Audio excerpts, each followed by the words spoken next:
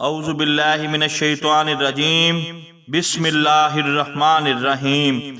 حضرت عزیر علیہ السلام کا قرآنی واقعہ۔ جب بخت نصر بادشاہ نے بیت المقدس کو ویران کیا اور بنی اسرائیل کو قتل و غارت کر کے تباہ کر ڈالا تو ایک مرتبہ حضرت عزیر علیہ السلام کا وہاں سے گزر ہوا۔ آپ کے ساتھ ایک برتن اور ایک پیالہ انگور کا رس تھا اور آپ ایک گدھے پر سوار تھے۔ تمام بستی میں پھرے لیکن کسی شخص کو وہاں نہ پایا۔ بستی کی عمارتیں گری ہوئی تھیں۔ آپ نے تعجب سے کہا، اللہ تعالیٰ انہیں ان کی موت کے بعد کیسے زندہ کرے گا؟ اس کے بعد آپ علیہ السلام نے اپنی سواری کے جانور کو وہاں باندھا اور خود آرام فرمانے لگے۔ اسی حالت میں آپ کی روح قبض کر لی گئی اور گدھا بھی مر گیا۔ یہ صبح کے وقت کا واقعہ ہے۔ اس سے 70 برس بعد اللہ تعالیٰ نے ایران کے بادشاہوں میں سے ایک بادشاہ کو غلبہ دیا اور وہ اپنی فوجیں لے کر بیت المقدس پہنچا۔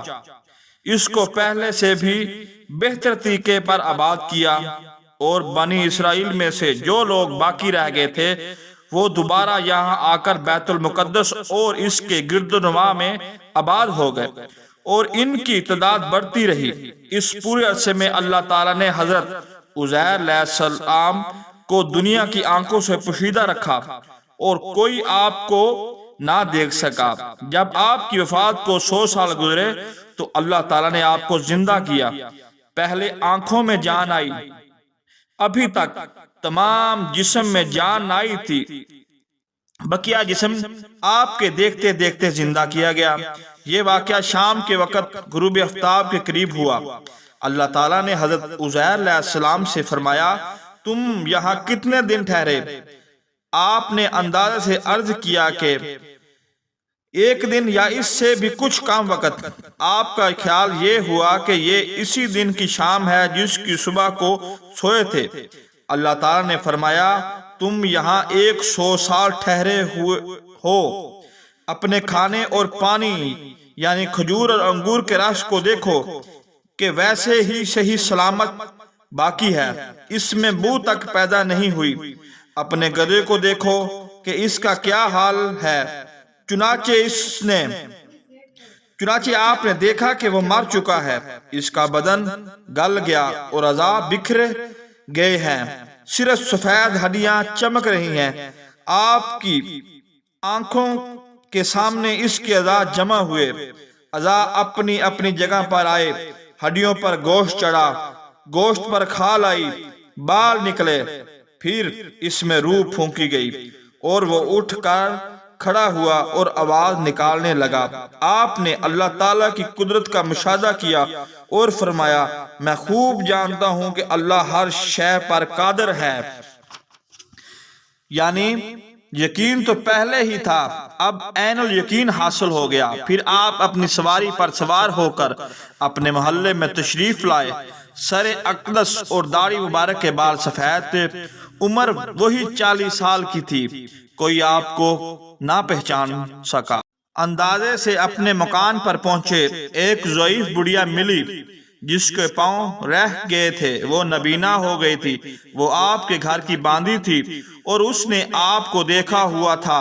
آپ نے اس سے دریافت فرمایا کہ یہ عزیر کا مکان ہے؟ اس نے کہا، ہاں، لیکن عزیر کہاں؟ انہیں تو غائب ہوئے 100 سال گزر گئے۔ یہ کہہ کر وہ خوب روئی۔ آپ علیہ السلام نے فرمایا، میں عزیر ہوں۔ اس نے کہا، سبحان اللہ، یہ کیسے ہو سکتا ہے؟ آپ نے فرمایا، اللہ تعالیٰ نے مجھے 100 سال موت کی حالت میں رکھ کر پھر زندہ کیا۔ اس نے کہا، حضرت عزیر علیہ السلام کی ہر دعا قبول ہوتی تھی جو وہ دعا کرتے تھے۔ آپ دعا کیجئے کہ میری آنکھیں دوبارہ دیکھنا شروع کر دیں تاکہ میں اپنی آنکھوں سے آپ کو دیکھوں۔ آپ نے دعا فرمائی، وہ عورت بینا ہو گئی۔ آپ نے اس کا ہاتھ پکڑ کر فرمایا خدا کے حکم سے اٹھو۔ یہ فرماتے ہی اس کے معذور پاؤں درست ہو گئے۔